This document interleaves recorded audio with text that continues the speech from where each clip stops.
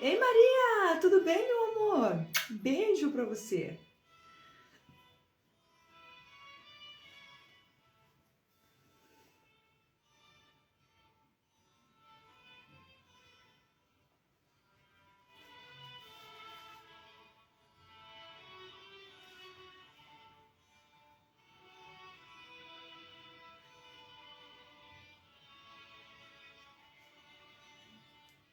Oi, Mônica, boa tarde, tudo bem?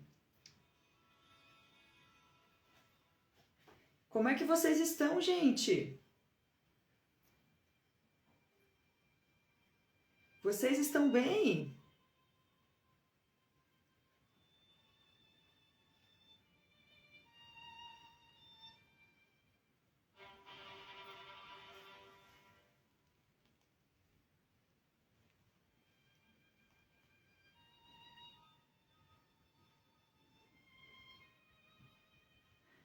Vai fazer o curso de espanhol? Faz mesmo, Maria, faz o curso de espanhol, isso aí.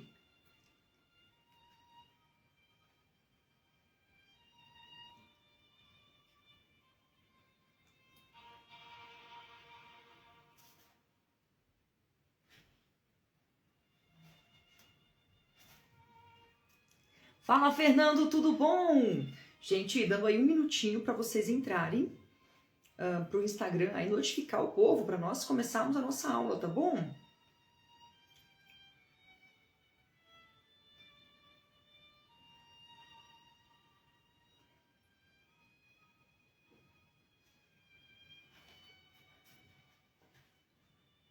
Ei, Nene, tudo bem?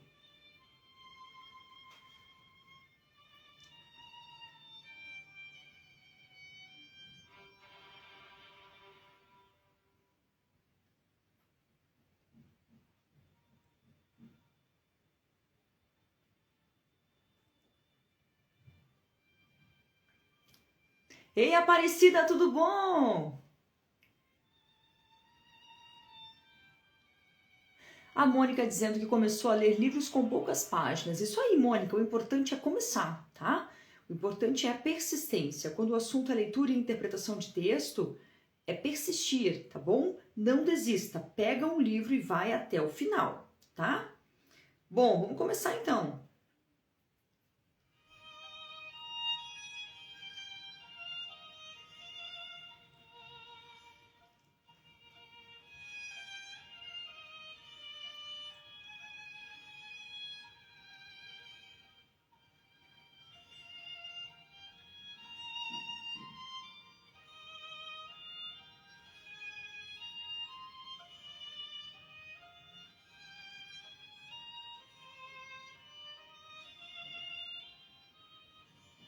Oi, Fernando, tudo bom?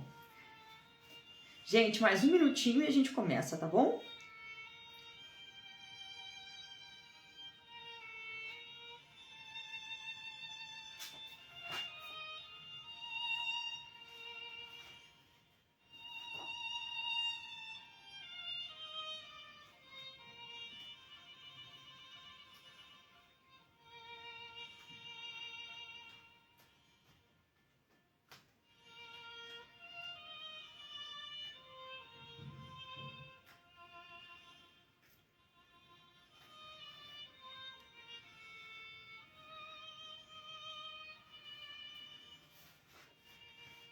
Muito bem.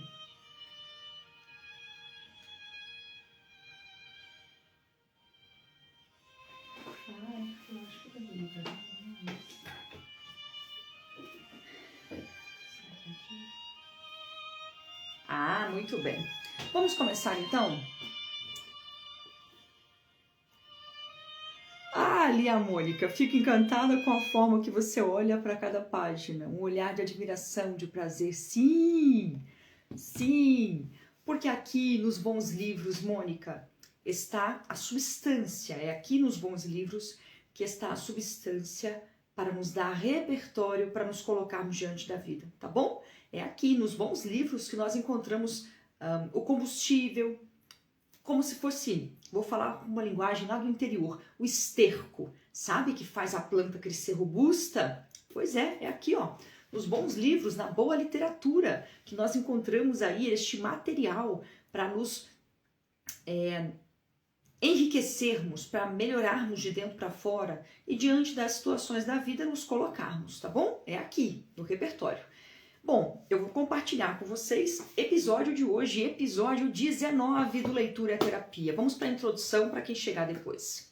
Olá, tudo bem? Késia Mendes aqui, eu sou professora de português, você está no Leitura é Terapia, episódio de hoje, episódio 19, tá bom?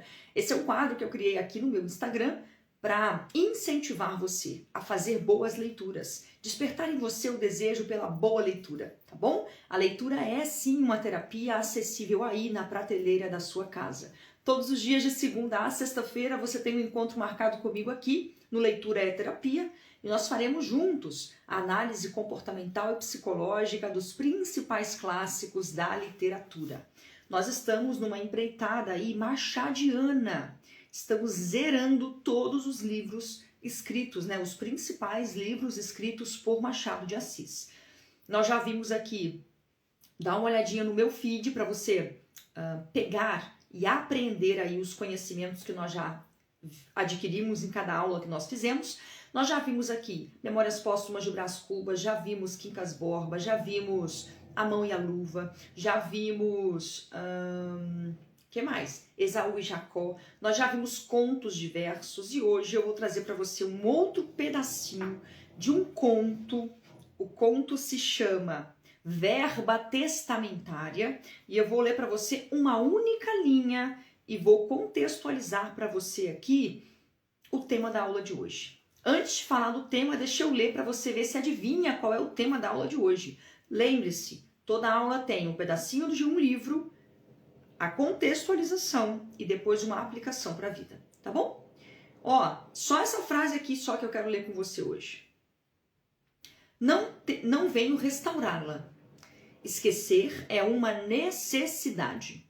Esquecer é uma necessidade. A vida é uma lousa em que o destino, para escrever um novo caso, precisa apagar o caso escrito. Gente, Machado de Assis, ele é genial. Escuta isso.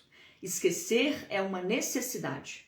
A vida é uma lousa em que o destino, para escrever um novo caso, precisa apagar o caso escrito. Eu estava justamente lendo aqui esse conto, eu vou lendo os pedacinhos nos horários que eu tenho disponível aqui, e eu me deparei com essa frase, de que a vida... Cadê? De que a vida é uma lousa em que o destino, para escrever um novo caso, precisa apagar o caso escrito. Eu comecei a pensar sobre isso, e isso casou com uma reverberação que eu estou no coração há alguns dias, e eu gostaria de compartilhar com você aqui agora, tá bom? Veja bem, o tema da aula de hoje é o seguinte: esteja aberto a coisas novas. Esteja aberto a coisas novas. Esse é o tema da aula de hoje, que tem tudo a ver com justamente esse conto aqui do Machado que eu peguei para ler agora há pouco, antes de começar a live aqui com vocês. O que acontece? Os contos de Machado de Assis, eles têm essas pérolas. Você tem ali o conto que conta, né, uma história, mas no meio ali do conto, ele solta umas pérolas, umas frases, que só aquela frase, por vezes, muitas vezes, acontece de eu estar lendo um conto de Machado de Assis, ele solta uma frase assim tão profunda que eu paro a leitura e fico só com aquela frase. Não dou conta de continuar. Depois eu continuo, mas eu tenho que pensar. Sabe, aquela frase, ela comporta tanta profundidade que eu sou obrigada a mergulhar naquela única sentença e pensar a respeito dela. E veja bem, eu estava justamente lendo isso aqui quando casou com algo que eu estava pensando esses dias e eu quero compartilhar com você. Olha só, eu não sei você, mas eu já fui uma pessoa que quis controlar ou que achei que eu era dona de mim. O Machado de Assis usa muito essa expressão, uma mulher dona de si. Ele, para falar das suas personagens, ele diz, e ela vinha toda dona de si. E eu, em alguns momentos da minha vida, não poucos, em vários, eu me achava muito dona de mim. No sentido de querer controlar mesmo tudo, desde as coisas que eu faço na minha profissão até os lugares que eu vou, achar que eu tenho o controle mesmo de que vai acontecer no meu dia aquilo que eu programei para acontecer. Sabe aquela coisa do pensamento positivo? Se você desejar muito, se você pensar muito, se você internalizar muito, o universo conspira ao seu favor. Então, eu preciso te dizer que não é bem assim. Tá bom? Não é bem assim. Algumas coisas na nossa vida, obviamente, dependerão de nós. Você precisa trabalhar, você precisa se esforçar. Se você quiser ter sucesso na sua profissão, você não pode deixar a coisa indo assim de qualquer maneira. Você vai ter sim que se esforçar, que estudar, que ser o melhor naquilo que você se propuser a fazer. Isso é verdade. Isso é verdade.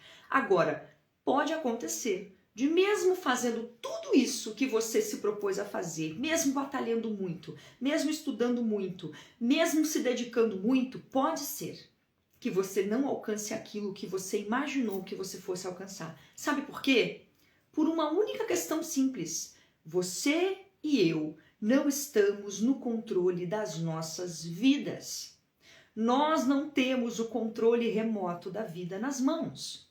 Isso parece tão óbvio, mas agora eu quero ouvir vocês. Comenta aí, por favor, se faz sentido para você o que eu estou falando aqui.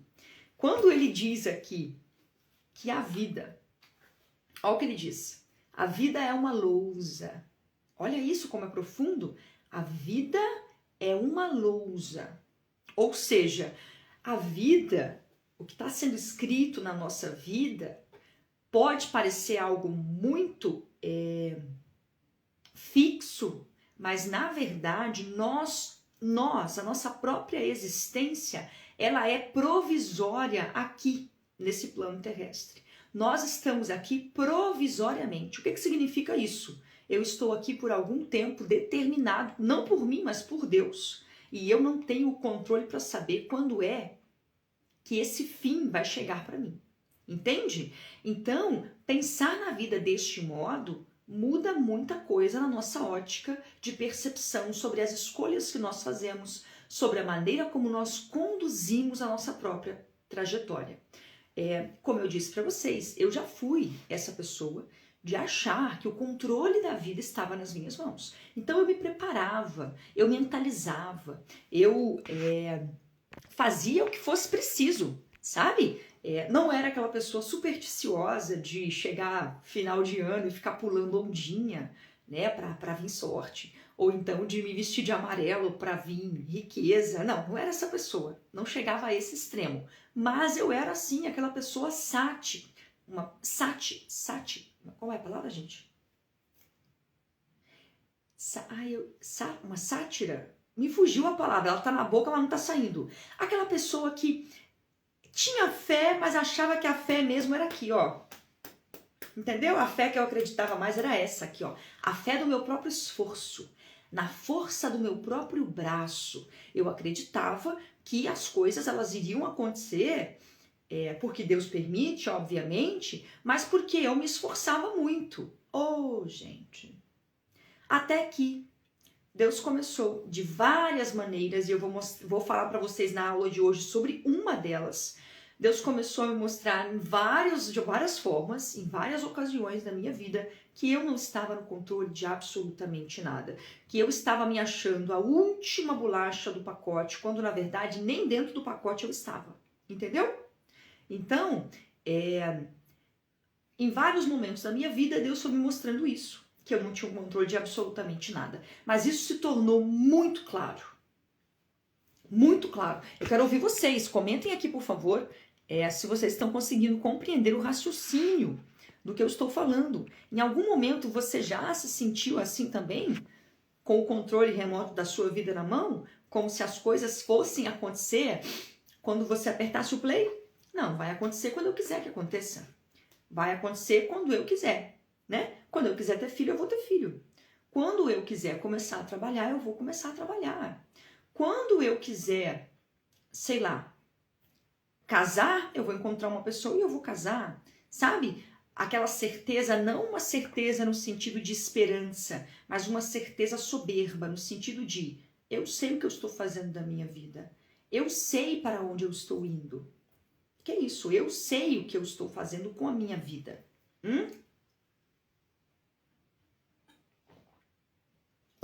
Imagina se eu preciso da ajuda de Deus para alguma coisa, se eu sei o que eu estou fazendo, né? Então, o que ocorre? A área que eu mais apanhei literalmente, não, literalmente não foi, gente, ninguém me bateu mesmo, não foi literalmente, mas assim, a área que eu mais apanhei, no sentido simbólico, mas que eu senti de verdade no corpo, né? Não foi literal no sentido de apanhar assim aqui, mas o corpo sentiu e eu tive de aprender muito a trancos e barrancos. A área que Deus usou para me ensinar muito sobre essa realidade de que eu não estou no controle das coisas foi a maternidade. E eu quero falar aqui sobre esse ponto. Obviamente, se você é pai ou se você não é mãe, se você não é pai, você vai conseguir identificar o que eu estou falando aqui por um prisma, talvez não o mesmo prisma de quem é pai e mãe, mas por um prisma refletivo. E quem sabe daqui a pouco você pode se tornar pai e mãe e você vai se lembrar do que eu estou te falando. Sabe aquela coisa? Você vai aprender com o erro dos outros. E o sábio, ele costuma fazer isso, ele aprende com o erro do outro.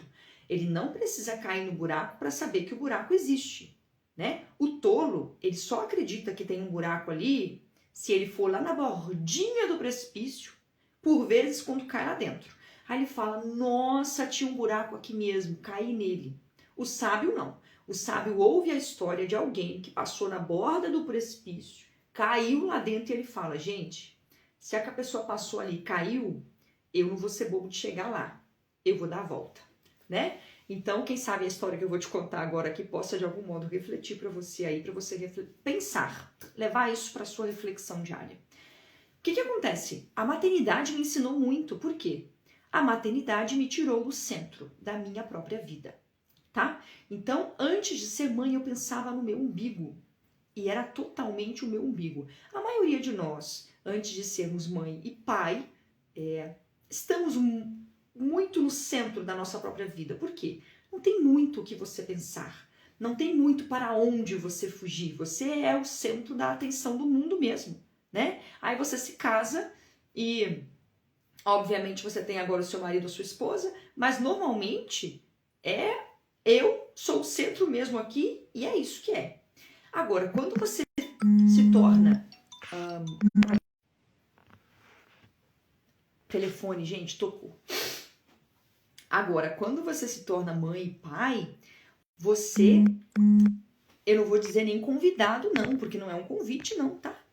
Não é um convite que a vida te faz, a vida simplesmente te lança numa arena onde o centro do seu umbigo sai de cena e você é colocado numa posição que antes você não conhecia. Foi assim, pelo menos comigo. Então, minha sogra, ei sogra! Então, o que acontece? É necessário que você esteja aberto a coisas novas. Não viva a sua vida como se você fosse uma coisa inflexível, sabe, aquela coisa dura, aquela coisa que não se move, aquela coisa que não está aberta ao movimento, ao balanço da vida. Não seja essa pessoa. Por quê? Pessoas que são muito flexíveis, inflexíveis, né? Pessoas que são muito ou nas ideias ou na própria maneira de olhar para a vida, na própria maneira de conduzir a vida, que não estão abertas a uma nova realidade, que não compreende qual é a realidade que a vida está impondo para você hoje. O ano passado você era uma pessoa, tinha uma realidade. Talvez hoje, nesse momento, em 2024, você esteja diante de um outro panorama na sua vida. E aí? Bom, e aí... que nessa aula eu gostaria que você refletisse sobre a importância de ser flexível, de ter esse movimento de ir e voltar. Eu não sei se você conhece ou já ouviu falar na palmeira. Palmeira é uma árvore, uma pequena árvore, que ela, quando vem o vento, se a tempestade for muito forte, o que acontece com as árvores, com algumas árvores? Elas são arrancadas pela raiz, não é assim? É muito comum você ver depois de uma tempestade a árvore tombada e a raiz inteira assim, assim, para cima, né? No solo, para cima. E a palmeira tem uma característica. Ela está de pé, normal, como as outras árvores. Quando vem a tempestade, o vendaval, ela vai para onde o vento toca. Então, se o vento tá para cá, a palmeira vai, gente, ela vai. Coloca na internet um vídeo que você vai entender o que eu tô falando. Ela vai, aqui tá o solo, e ela vai até encostar no chão e não quebra. A tempestade passa e ela vai voltando aos poucos para o lugar e daqui a pouco está em pé de novo. Nós precisamos aprender a ser uma palmeira, ou seja, que entende que diante da novidade que a vida traz, que diante das novas portas que a vida está abrindo para mim, eu não vou quebrar pela falta de flexibilidade. Eu vou me adaptando e vou tombando no sentido bom da palavra. O vento vai soprando e eu vou me deitando aqui até a tempestade passar e eu voltar para o lugar de novo. Eu estou dando o exemplo aqui de uma tempestade, mas pode ser qualquer outra coisa. Uma porta de emprego nova, um filho que está chegando, né?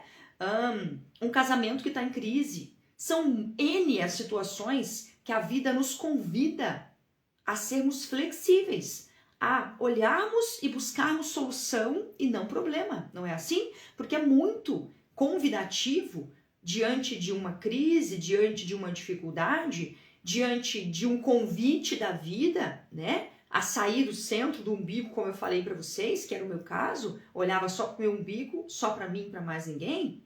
Diante desse panorama, é muito fácil que eu olhe e comece a justificar, a apontar o dedo, a dizer que o problema está no outro, não em mim, a dizer que quando eu era solteira a vida era maravilhosa, quando eu não tinha filho a vida era maravilhosa, quando eu estava naquele emprego a vida era maravilhosa, quando eu tinha aquela situação financeira a vida era maravilhosa, e começar a apontar e não perceber que o que eu preciso agora diante dessa circunstância da vida é, como diz Machado de Assis, entender que a vida é uma lousa. Não tem nada aqui para sempre. É tudo passageiro. E você vai precisar se adaptar com as mudanças, porque elas vão acontecer todos os dias. Ou é um trabalho que você perde, ou é uma situação que acontece ali na família, ou é uma doença que chega. O fato é que nós não temos nada garantido quando o assunto é essa vida terrena. Agora, a boa notícia é que se você é uma pessoa que tem buscado uma vida para além desse plano aqui, para além dessa coisa aqui que é tão passageira, que é só um sopro, para essa lousa provisória, se você é uma pessoa que tem pensado na finitude da vida, que tem buscado o transcendente, pensado o que vai ser depois que eu partir, o que vai ser de mim depois que eu passar dessa, né? Se você tem meditado sobre isso, se você tem buscado se aproximar desse maior que existe, porque eu crendo ou não, isso existe, tá? Crendo ou não, eu sou só um grãozinho diante de um universo muito grande. E se você está disposto e disponível para ouvir e para prestar atenção à sua volta, você vai perceber que isso aqui não tem nada fixo. Aqui não tem nada fixo, você não tem o controle de nada, mas nós estamos caminhando para uma perfeição, estamos caminhando para alguma coisa que como é que eu poderia te dizer?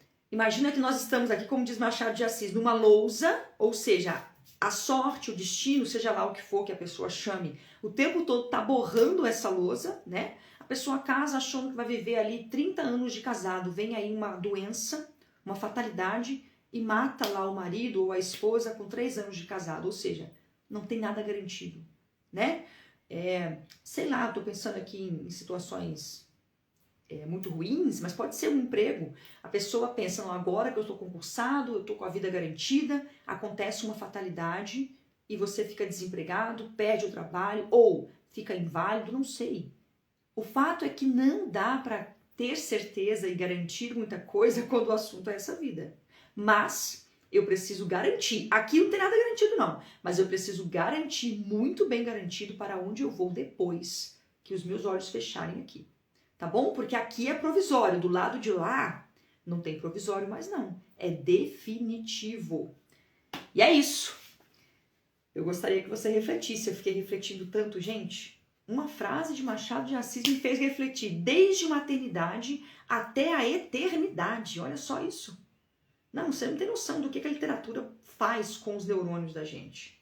Eu espero que você tenha noção, na verdade. Eu espero que você leia cada vez mais. Porque é exatamente isso que a boa literatura faz. Ela te tira de um plano materialista e te faz pensar nas coisas na sua profundidade. É como se uma pessoa que não tem o hábito de ler bons livros estivesse olhando para um lago e vendo o reflexo das coisas do lado de fora. O reflexo da árvore na água, o reflexo da nuvem. Imagina a cena, você diante de um lago, vendo os reflexos. Reflexo da nuvem na água, o reflexo das árvores em volta. Uma pessoa que não tem hábito de leitura, ele capta o reflexo das coisas, ou seja, aquilo que vem de fora, né? É uma ideia que o outro tem e conta para ele, e ele toma essa ideia como sendo dele. É uma resenha que alguém conta e ele nem leu, mas ele imagina que seja isso mesmo, né? Então as ideias vêm de fora para dentro, é um reflexo que você vê.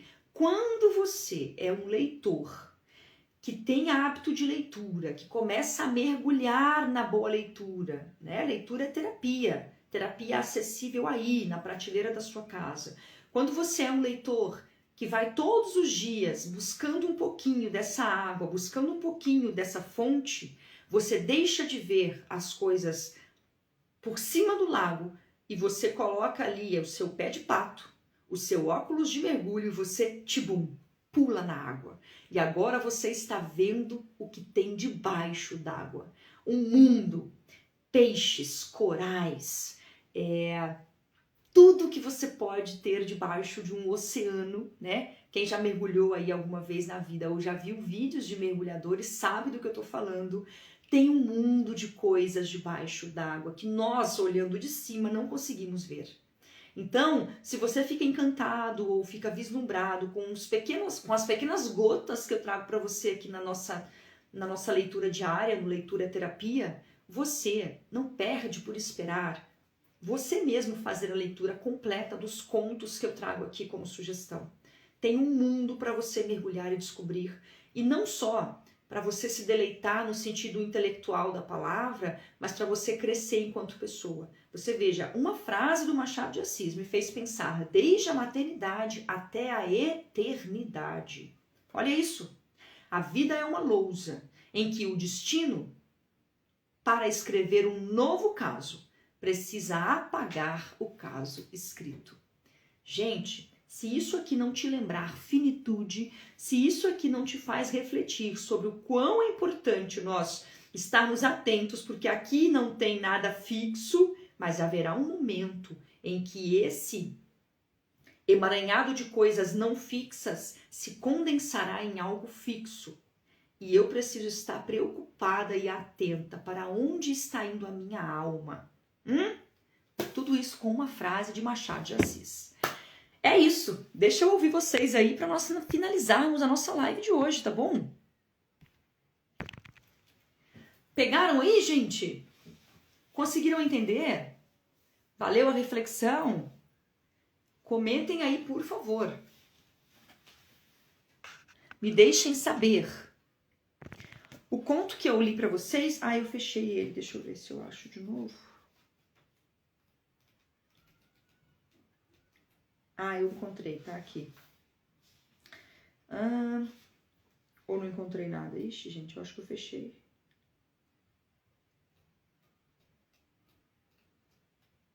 Bom, volta lá pro começo da aula depois e veja o nome do conto, tá, gente? Que eu esqueci e eu fechei, tirei o marca-texto. Não tem problema. Bom, é isso. Por hoje é isso. Cheguei no final. Isso, Daiane, assiste a aula toda. Vou deixar gravadinha aqui, salva no feed, tá bom? Por hoje é isso. Obrigada pela companhia de vocês. Lembrando que amanhã eu tô de volta aqui. Vou trazer mais um conto, mais uma reflexão. Todos os dias você tem um encontro marcado comigo aqui. Nós fazemos análise comportamental e psicológica dos principais personagens da literatura. O tema da aula de hoje foi a importância de estar aberto às coisas novas que a vida traz para nós. Então, a Marielle, valeu muito. Venho sendo muito confrontada em relação a essa questão de não ter o domínio de todas as coisas. Pois é, Marielle, nem me diga. Eu quero ver se eu falo com vocês um pouquinho, numa dessas aulas aí, sobre o quanto a maternidade é uma faculdade, meu povo, que te ensina muitas coisas. Parece clichê falar, né? Ai, todo mundo fala isso, que quando vira mãe...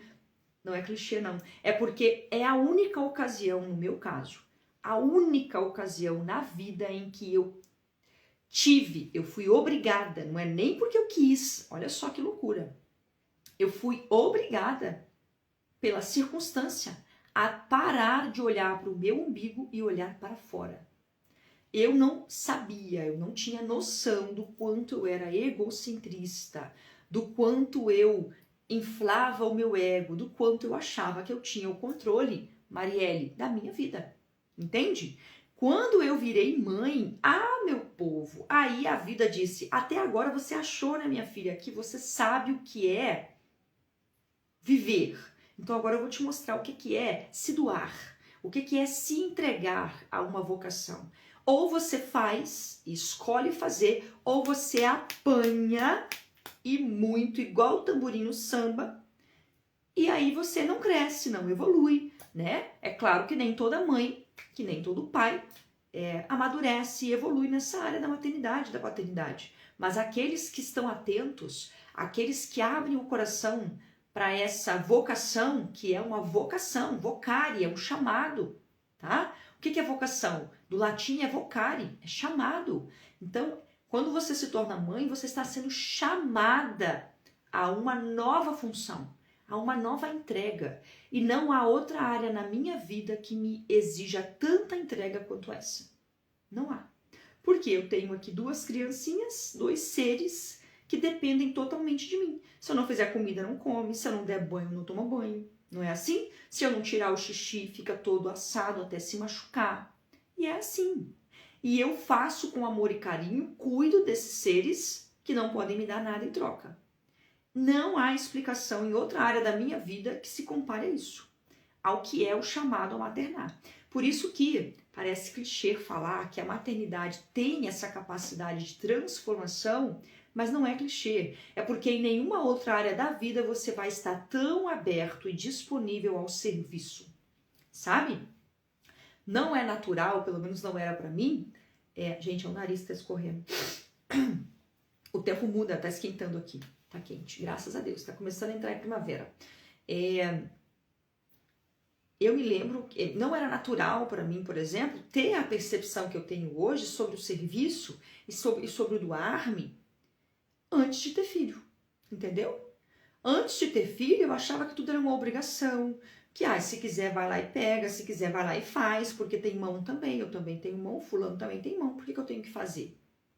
Era o meu umbigo gritando, eu era o umbigo do mundo, você não tá entendendo? Não tá entendendo, a soberba gritava alto, entendeu? Então a maternidade veio para me colocar no eixo e colocou mesmo. Lógico, eu ainda tenho muito caminho a percorrer, meu povo. Vai ser até eu bater desta para melhor, entendeu? Até eu partir para a eternidade, eu terei muita coisa para fazer. Inclusive, quando eu escrevi um poema do Alto da Torre, quem me acompanha aqui no Stories viu que eu postei ontem de novo, eu estava pensando em mim quando eu escrevi aquele poema. Aquele poema não era para outra pessoa, não. Aquele poema era para mim, entendeu? Eu tenho, inclusive, eu tenho 2 celulares, né? Um mais antigo e o outro que eu uso mais aqui para gravar com vocês. Inclusive, ele é o fundo de tela do meu telefone, que é para eu não esquecer mesmo, entendeu? Ah lá, tá aqui, ó. Quando eu pego o telefone, eu já me lembro. Do alto da torre. Do alto da torre, ela via o mundo. Do alto da torre, ela se sentia a dona de tudo. Do alto da torre, ela olhava e não via ninguém. Do alto da torre. A torre dela não era como a torre do castelo de uma princesa. A torre dela, pobre mulher, era o alto da torre da soberba. Quando eu escrevi este poema, eu estava pensando na minha desgraça. Eu estava pensando nas minhas mazelas, em quem eu era há alguns anos e como eu fui evoluindo com o tempo e estou caminhando. A jornada é longa, né? Então, foi um poema que eu escrevi para o meu eu antigo, para me lembrar de que eu não posso voltar a ser aquela mulher que eu fui um dia. É tema para outra aula. Tema para outra aula este, tá bom? Mas enfim, obrigada pela companhia de vocês. Nós nos encontramos aí, se Deus quiser, amanhã, viu, Angélica, Daiane, sogrinha? Eu encontro vocês amanhã, meu povo. Até amanhã!